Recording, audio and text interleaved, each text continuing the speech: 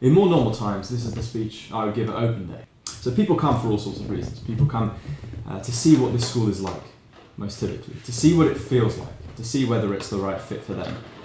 There is normally, in more normal times, a lot to see. Clubs and sports, charities and music, drama and horses.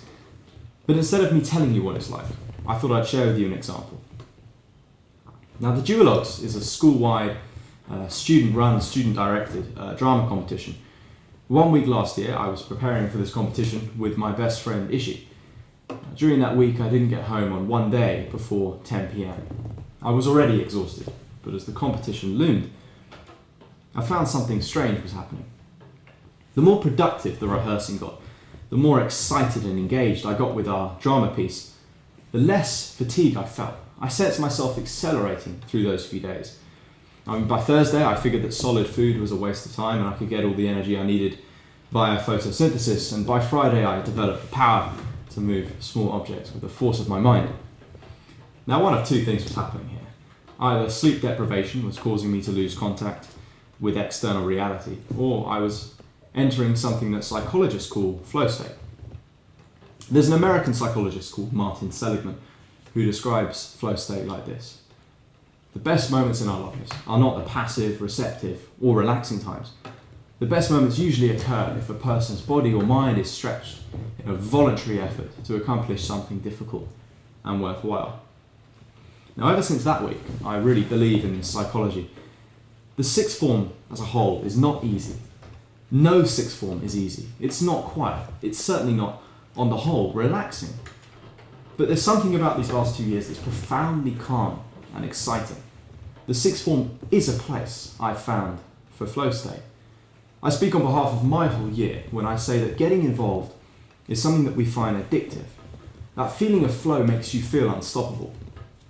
Now, we each do different things, of course. Music, drama, sports, horses. But the common theme, the strand that seems to link us, is that we all gain energy and motivation through challenge.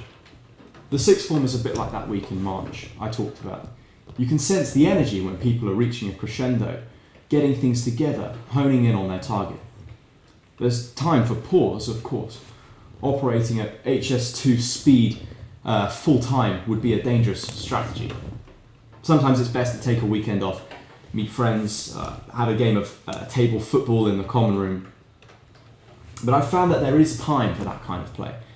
And the more we find ourselves during work time in flow state, the more efficient we are at working, the more time we find to enjoy the less serious things.